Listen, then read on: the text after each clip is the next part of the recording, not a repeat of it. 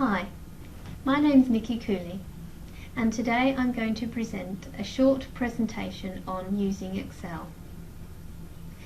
This is required for the Agronomy DIY Practical 1. This assessment is part of the agronomy subject. Agronomy subjects are offered in both the Bachelor of Agriculture and Technology and in the Bachelor of Equine Studies. The Bachelor of Agriculture and Technology is a degree that's offered in collaboration with Latrobe University and Melbourne Polytechnic. So, you have 20 seedlings that you have germinated. After they have germinated, and the first part of this practical was to calculate their percent germination and viability, you will then allow these plants to grow for a short time and start by monitoring their plant biomass. We are going to use plant height as an indicator of the plant biomass.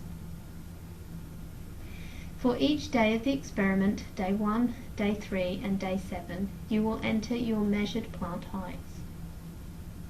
You will have no more than 20 seedlings. You may have a few less than that. Some seeds may not have germinated and some plants may have died. Measure the height of each plant and enter in the column. To enter a value, you simply click on the column and then type in the number. You can use either the top of the keyboard or the number section on the right hand side, but ensure that the number lock is not on. You type the number and then you do a hard return to move to the next cell below. A hard return in Excel is the enter. Once you have entered all of your data, you are then ready to calculate the average. If you have entered your data into the Microsoft Office DIY Word documentation, a simple copy and paste will enable you to bring all of your data directly into your cells, but ensure that your cell copies across all of the ensure that your data copies across all of the cells and not just into one cell. When you are ready to calculate your average, you click first on the cell that you wish to display the average in. Then you type in the equals symbol. This is usually at the top of the keyboard, right hand side next to the backspace, but some keyboard configurations may be different to this. You then type in capitals the word average, A-V-E-R-A-G-E.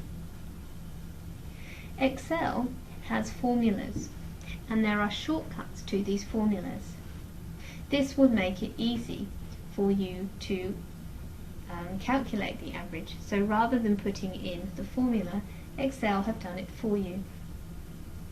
Once you have told Excel what you'd like to calculate, in this case the average, which for us is the arithmetic mean, you then select or enter the values that you wish to calculate the average for. You do this by placing an open bracket.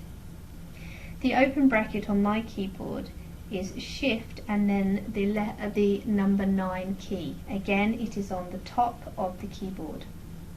Once the open bracket is in position, you move the cursor to the first cell. You then click your finger on the left hand side of the mouse or cursor and drag down all of the cells and include them in the area that you want to select. Once you have done this, Excel will show you the area. If you are happy with this area, you then Shift and 0, which is the close bracket command. Now the formula has been entered and the values that you wish to calculate have been selected. For Excel now to calculate the average, you need to do a hard return, so press the Enter key.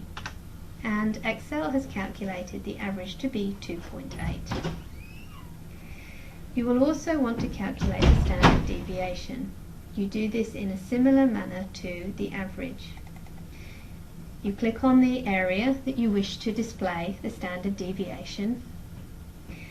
You type in an equal sign, then the letters S, T, D, E, V, open brackets, highlight the area of the data that you wish to calculate the standard deviation, and then close brackets and enter in order for Excel to calculate your standard deviation.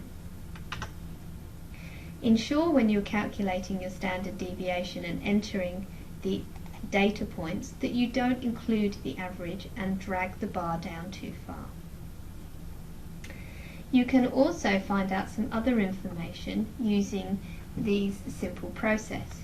If you type equals MIN, which stands for minimum, and then again select the same area that your data goes across the column, then hard return, Excel will give you the lowest number. You can do the same to get the highest number. For this, Excel uses an abbreviation of the word maximum, MAX. Now we have calculated all of the parameters we wish to know with respect to this data. Before you go on to the next stage of drawing the graph, I recommend opening a new spreadsheet and putting the data in there.